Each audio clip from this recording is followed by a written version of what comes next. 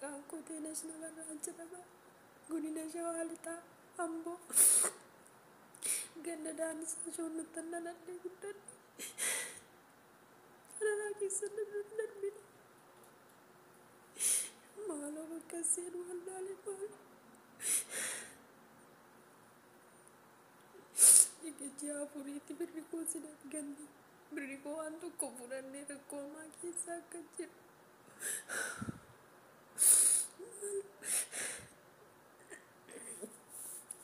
Maaloo dara waaqana minan darbina. Tinnaara siniin ijjeedhu guddaadhaan jedhu maaloo. Maaloo lubbuma koonaa oolcha.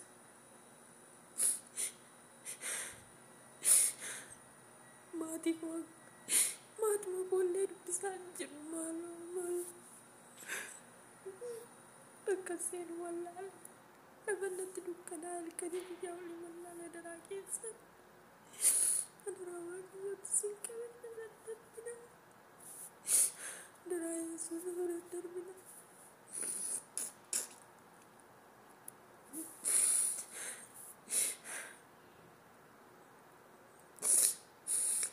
Narujjatee biyya orbaadee biyya orbaatti dhufu. Adaraa waaqaan irratti darbina namni viidiyoo qabsin dhaqqa. Adaraa waaqa.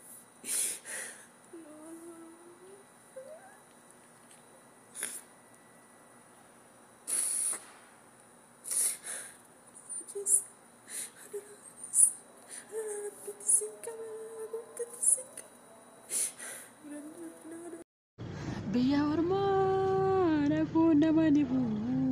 galuun nama dhibaa biyya ofii gaaddisa garbu aduun nama nargu yaa jaranaa dhugaa rabbiyaa mucittiin kun biyya haaceeti habbe sirba haacana yaadachiifte. Biyya ormaa dhaquun nama dhibu galuun nama dhibaa biyya ofii gaaddisa garbu aduun nama nargu yaa jaranaa aduun nama nargu. Ittiin kun habbe galaana nyaattee dhugaa rabbi. Furdaannaan albee nutti bitanii birraa sinuuf nu gannaa.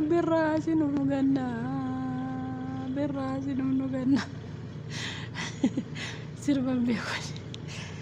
beeku habbe haaliin na sirbisiisa malee dhugaa rabbi.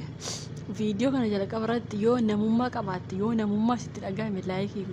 yoo namummaa qabaatte warri mana gaarii jirtan galata rabbi jedha. Warri mana gaarii siin gahe akka feetan nyaattanii akka feetan dhugdanii akka feetan raftanii akka feetan kaatanii mana arabaa kana keessatti mana keessan cal'ana manda'u mana kana keessatti bare gaafa biyya gale akkatti jiraadhu rabbi beeka. Yoo isa dhugaa san itti muufte biyya kiyyatti gaafa gale mana hankootti gaafa gale akka mana kanaatti naan ta'u. Garuu ijoolleen garaa nama deessiti ijoolleen akkanaa kun viidiyoo laayikii godha namoota baay'ee bira haa gahu namoonni na gargaaran namoonni miidiyaan keessan gurguddaa ijoollee akkanaa kana gargaara.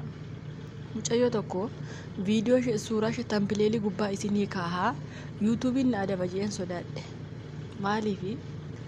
osoo isheen uffata tokko isaa jirtu qoricha wayii itti laatte bishaaniin maktee haa ta'uun beeku haayilaandii itti laatte bakkuma haayilaandii itti laatte sanatti gaggabdee kobbe afaanii finyaanii yaa'e achumatti duute. Dhugaa rabbii yuutuubiif sodaadhe suuraa ishee fidee jira garuu tampileelii gubbaa isinii kaahaa jechuudha. Isinii galeemi kala yuutuubiin nama adaba maaliifi lubbuu bahaa jira waan ta'eef lubbuu ishee bahaa jira jechuudha. Wixxifattee keessaa ba'e lubbuu ishee utuma ijji kiyya ilaalu annama du'uuf horii du'ullee ilaaluun jaaladhu ilaaleetuma fixe viidiyoo ishee. Mee maaluma nutti deemaa jira maalumarra jirra jedhee ilaalee fixe dhugaa rabbi isinitti otoo wixxifattu lubbuu ishee keessaa baate jechuudha mucayyoon suni. Ishee kana osoo hin taane kan biraa isin haasa'u jira.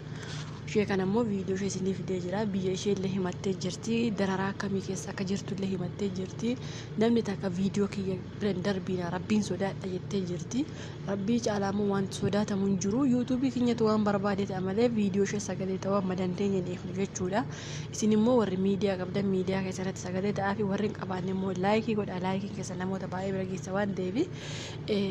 biyya Saa'udii keessatti kan isheen rakkachaa jirtu. Ani qoy Saa'udiin kun akkamitti akka isheen galagaltee seexana taate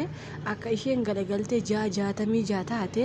anaan na ajaa'iba rafee ka'ee taa'ee ani mataan koo of sodaachuu jalqabe dhugaa rabbii isinitti hima rabbii kana na arga ani amma of sodaachuu jalqabe maal godha beektanii jaarsaaf jaartii jira mana kana jaarsaaf jaartii jira jaarsi yeroo ka'u bakka shinti beetii illee beeku dhugaa rabbi ijoolleen beektan ni beektan hiriyoonni kiyya ni beekanii jaartii illee yeroo irraaf kusacha turte amma xiqqoo deemti malee jechuudha. Amma gaafa mucayyoo tokko eengadda argu akkasitti mucaa arabaan harkatti duutee arabni akkatti naqaluuf yeroo isheen jettu sana jaarsi mana kana bakka shinti beetiin beeku dhugaa rabbi nafuun duruma deema bakka waamtu fi akkaataatti nama ajjeesan inda'uun akkaataatti Saa'udii kana keessa morma namarraa fuudhan seexanatu natti ajajjeeta hin beewaadha akka xotorra fi buleen gadda dhugaa rabbi keessaaf argi ijoollee miidiyaa kanarra asiif achi deemuu jala qabdee ijoollee haaraan ofii kiyya of sodaadhaan dhugaa rabbi akka dur bashannanee jiraadhu sa'aatii barbaade rafu sa'aatii barbaade ka'u amma of sodaachuu jalqabe maaliif beektu jarri kun jara dur nuti beeknu miti waggaa dheeraa bira turre isaan miti dhugaa rabbi isinitti hima isaan miti amantan amanuu baattan jarri kun jijjiiramanii akkaataatti isaan jijjiiraman summii itti nam'e ta'ee marzii wayii itti faca'e ta'ee hin beeku garuu jarri jara nuti bira turre miti jara nuti waggaa 5 6 7 8 bira turre miti isaan miti dhugaa rabbi okay mucayyoo kanaaf sagalee ta'uu hin dagatiina maaliif ijoollee keenya qalu maaliif ijoollee keenya akkas ta'u yoo jenne gaaffiin kun deebisuun san nu dhibu maaliif bineensa waan jiraatanii fi bineensa sana xooru ijoollee keenya sinii galaami dhiiga isaanii foon isaanii bineensa sana xooruu jechuudha birri guddaatiin si fidanii bineensa kana nyaachisuu miti yoo isaa waa tokko bineensa kana xooruu baatan akka inni jeetti yoo jiraachuu baatanii lubbuu isaanii waan dhabaniif kanaafuu siin biyya biraatti si fidanii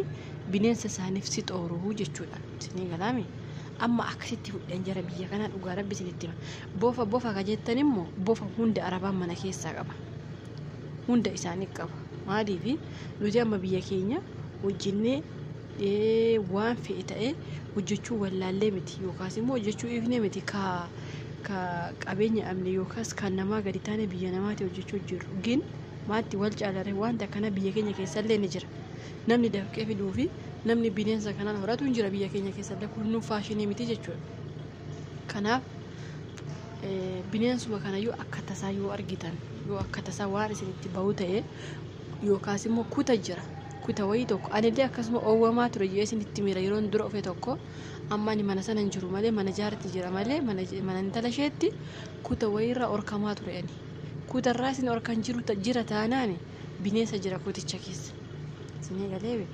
kuta isaan irraa isin deebisan sana bineensa achi keessatti taa'ee xooramuu jira jechuudha kanaafuu yeroo gabaabaa keessatti haala mijeeffattanii gara biyya galuus yoo ta'e ala baatanis hojjechuu yoo ta'e wanta feetan murtee mataa keessanii kan fudhatu isinii jechuudha malee